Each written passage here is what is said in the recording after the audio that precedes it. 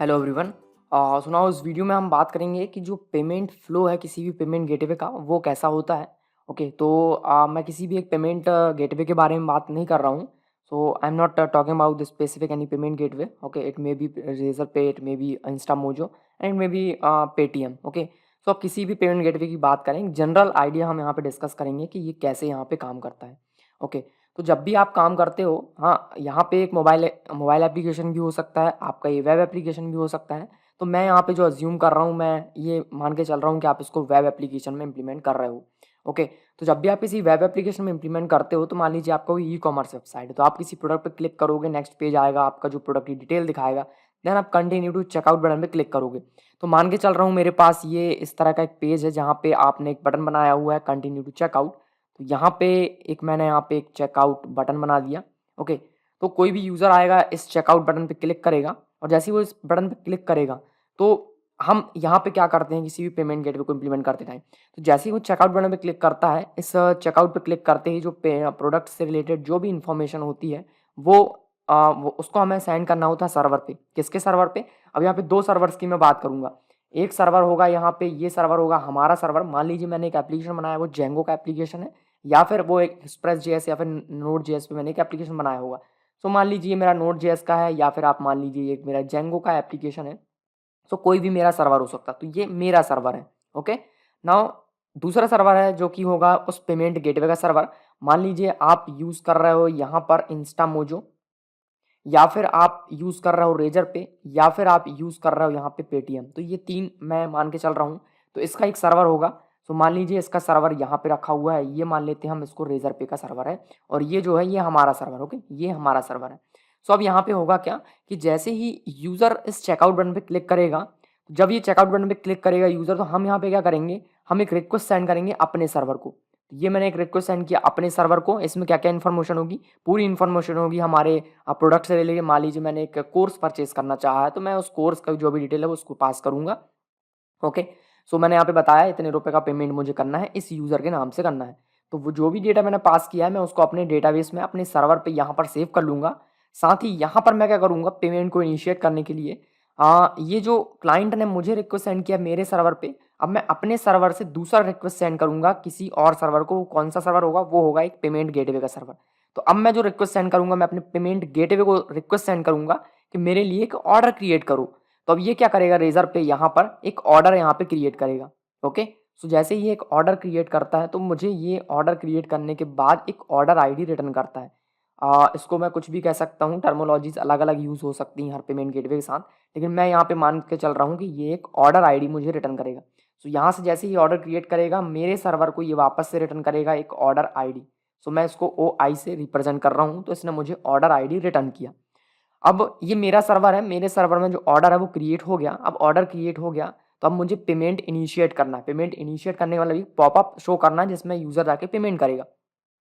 So order create करने के बाद मुझे एक ऑर्डर आईडी मिलता है। इस ऑर्डर आईडी को मैं क्या करता हूँ, ये ऑर्डर आईडी के साथ ये जो ऑर्डर आईडी मैं इसको रिटर्न कर देता हूँ अपने क्लाइंट को। ओके, तो ये जो ऑर्डर आईडी है मैं इसको रिटर्न कर देता हूँ इस क्लाइंट को, और इस क्लाइंट को ये वाला जो ऑर्डर आईडी मैं इसको यहाँ पे रिटर्न करता हूँ। अब हर पेमेंट गेटवे अपना एक जावास्क्रिप्ट फाइल देता है, और जावास्क्रिप्ट फाइल में क्या लिखा होता है कि आप ऑर्डर आईडी दो और जो भी इन्फॉर्मेशन है यूज़र से रिलेटेड वो मुझे दो।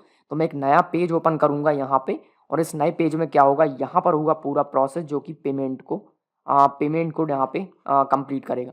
अब यूज़र आएगा यहाँ पर पेमेंट करेगा, और पेमेंट करने के बाद यहाँ पे क्या होगा, जैसे ही पेमेंट सक्सेसफुल होता है या फिर फेल होता है, तो मैं यहाँ पे मान के चल रहा हूँ कि इस पेज में आने के बाद यूज़र का जो पेमेंट है वो सक्सेस हो गया। तो जैसे ही ये पेमेंट सक्सेस होता है, ये वापस से अगेन हमारे सर्वर को रिक्वेस्ट सेंड करेगा।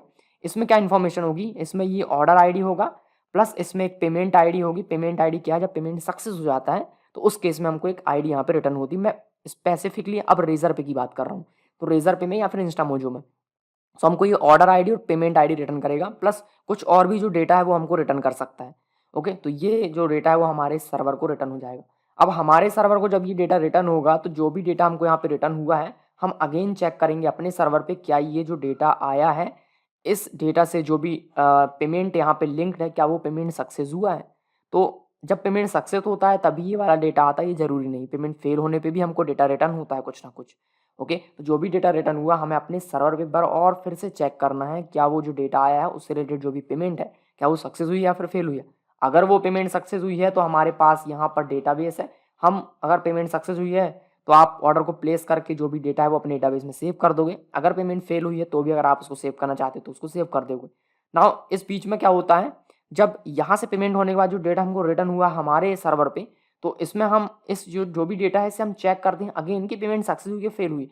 तो उसके लिए हमारे पास बहुत सारी मेथड्स होती हैं जो पेमेंट गेटवे हमको बताता है कि आपको क्या करना है।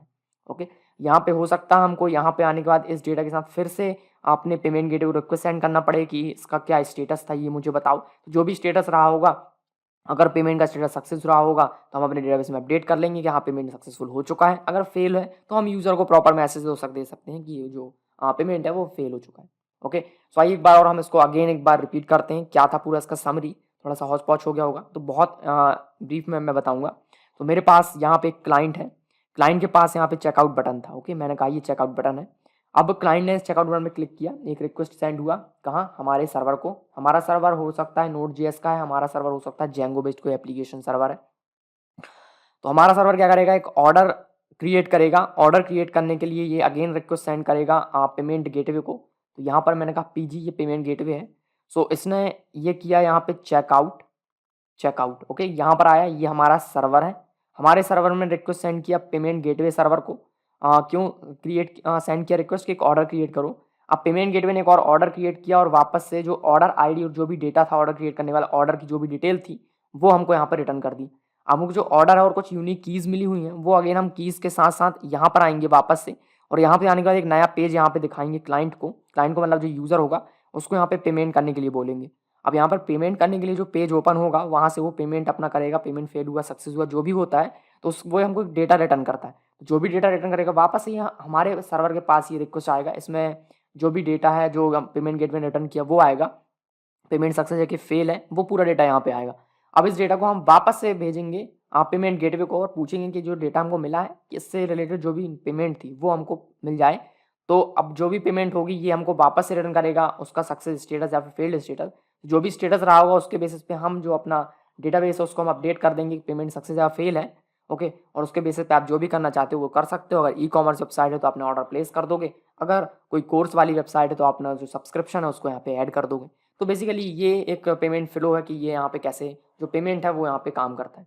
ओके, नाउ आगे हम वीडियो में देखेंगे कि कैसे एक पूरा लाइव पेमेंट यहाँ पे इम्प्लीमेंट करेंगे, तो मैं उसके लिए रेजर पे का यूज़ करूँगा। तो देखेंगे हम आगे वाली वीडियो में कि रेजर पे से क्या हम कैसे पेमेंट को इनिशियलाइज़ करते हैं। तो बेसिकली मैं यहाँ पे पाइथन का यूज़ करूँगा, जेंगो की कोई एप्लीकेशन है तो आप वहाँ पे यूज़ कर सकते हो। तो बेसिकली मैं सिंपली एक फ़ाइल बनाऊँगा पाइथन फ़ाइल, और उसमें आपको करके बताऊँगा कि कैसे ये पेमेंट जो है यहाँ पे कैसे इनिशिएट होता है और जो पेमेंट का कैसे फेल होता है सक्सेस होता है कैसे उसको हैंडल किया जाता है। ये सारी चीज़ें मैं आपको आगे बताऊँगा। ओके, तो चैनल पे अगर नए हैं तो चैनल को सब्सक्राइब कर लीजिए एंड वीडियो को लाइक कीजिए अगर वीडियो पसंद आता है, और कमेंट करना मत भूलिएगा अगर कोई आपको डाउट है या फिर आपको वीडियो अच्छा लगा तो कमेंट में ज़रूर अपना फीडबैक दें। Okay, thanks for watching.